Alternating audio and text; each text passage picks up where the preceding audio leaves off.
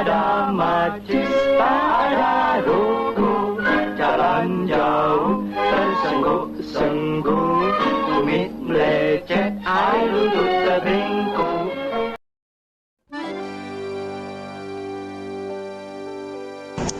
Assalamualaikum dan salam sejahtera Dr. Salma dan rakan-rakan sekalian. Nama saya Nur Syamimi binti Yaakob, nombor matrik 287596.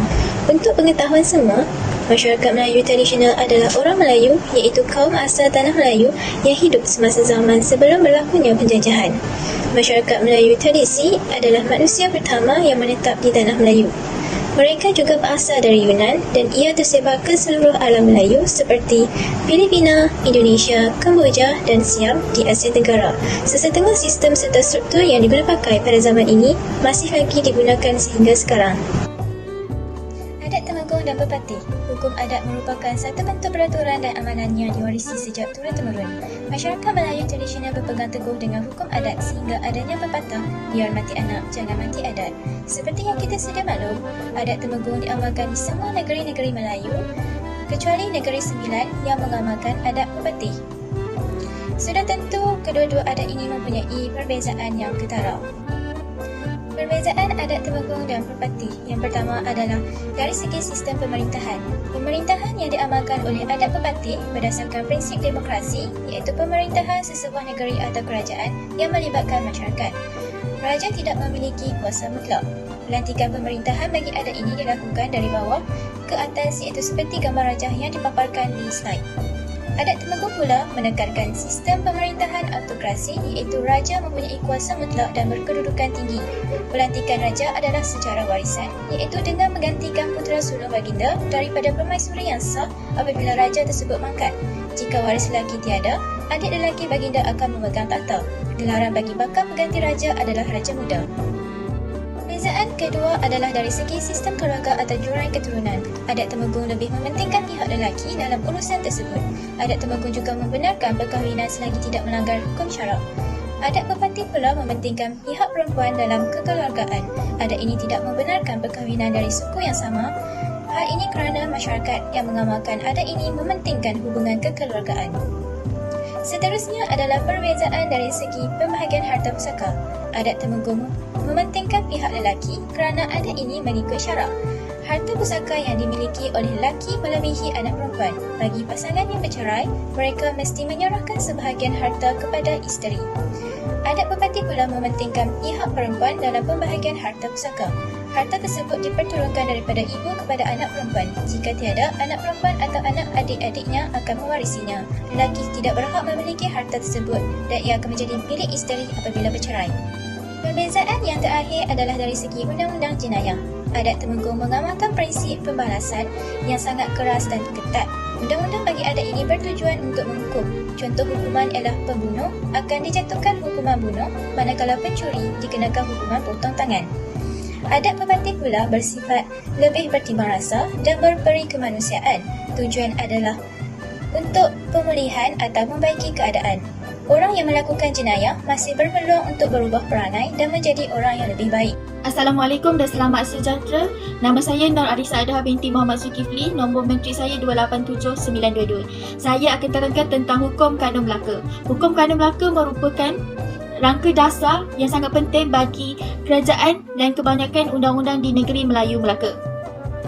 Hukum Kandung Melaka merupakan dokumen yang sah bagi kerajaan Melayu Melaka dan digunakan oleh kerajaan bagi mengatur pentadbiran negeri. Hal ini demikian untuk melindungi kerajaan, rakyat dan negeri Melaka. Hukum Kandung Melaka ini telah dijalankan pada masa pemerintahan Sultan Muzaffar Shah pada 1446 sehingga 1456 Masihi. Hukum Kandung Melaka ini telah dipinda, diperkembangkan dan disusun secara teratur setelah pemerintahan Sultan Mahmud Shah pada 1489 sehingga 1511 Masihi. Hukum Kandung Melaka ini mempunyai 44 bab yang meliputi perkara mengenai raja, pembesar dan peraturan rasmi di istana. Hukum kanun Melaka ini mengandungi pelbagai bentuk hukuman dan kepada pencuri dan penderhaka. Hukum sivil dan jenayah juga telah dimuatkan dalam Undang-Undang Hukum Kanun Melaka ini. Yang seterusnya ialah Hukum Kanun Melaka ini menggunakan hukum syarat sebagai panduan dan Sultan juga mestilah mempunyai pembantu untuk melaksanakan tugas-tugas Sultan.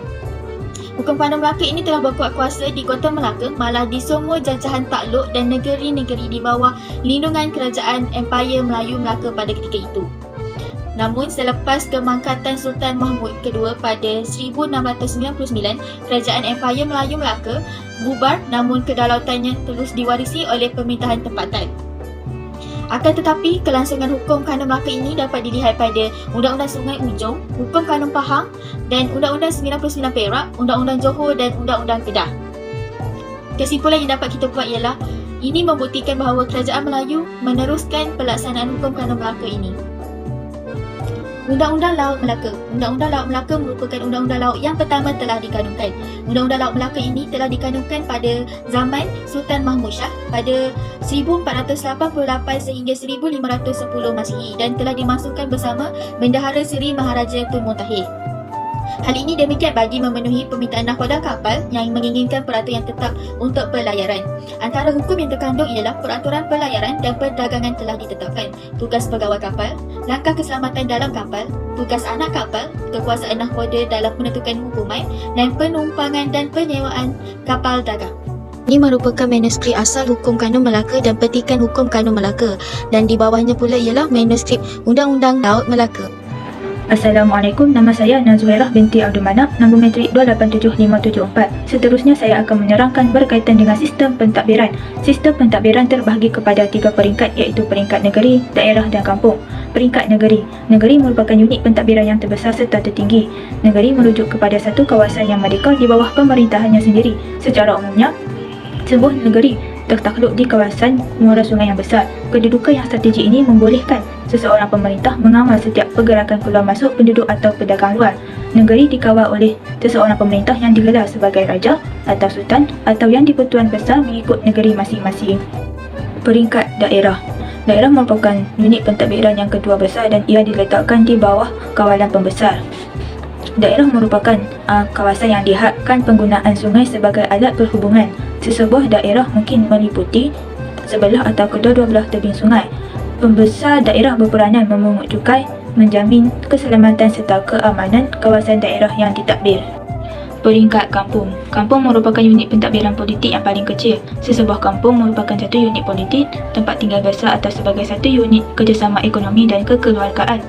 Ketua kampung merupakan orang yang penting kerana menjadi perantaraan antara orang kampung dengan pembesar daerah. Ketua kampung atau penghulu berfungsi menjaga keselamatan serta keamanan kampung dan mendorong rakyat untuk taat setia kepada pemerintah. Sistem politik. Sistem politik terbahagi kepada 2 golongan utama iaitu golongan pemerintah dan golongan yang diperintah. Golongan pemerintah sultan merupakan golongan yang tertinggi dalam sistem politik masyarakat Melayu tradisional. Pada asasnya, konsep raja diambil dari tradisi kepercayaan agama Hindu yang berketurunan dewa atau Tuhan yang disebut sebagai Dewa Raja. Setelah kedatangan Islam, kedudukan raja yang dikatakan sebagai dewa telah digantikan dengan Khalifah Allah di muka bumi. Gelaran raja telah digantikan dengan gelaran sultan yang berasal daripada perkataan Arab yang bermaksud pemerintah.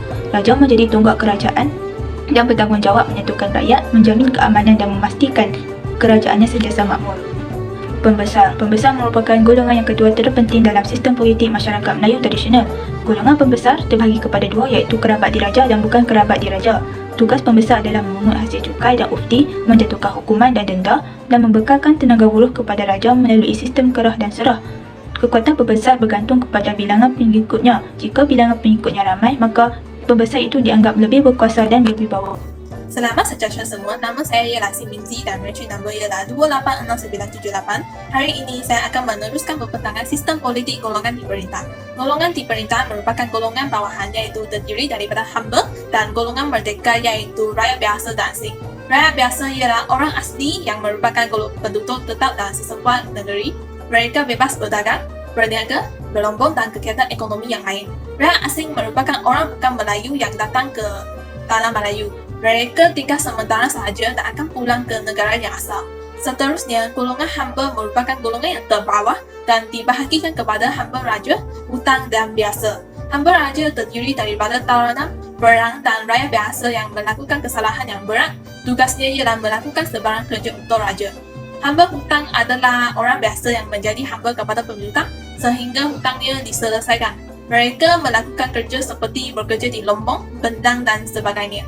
Hamba biasa merupakan hamba seumur hidup secara turun-menurun serta dibahagikan kepada 3 kelompok, iaitu hamba abdi, hamba dengan dan bidwanda.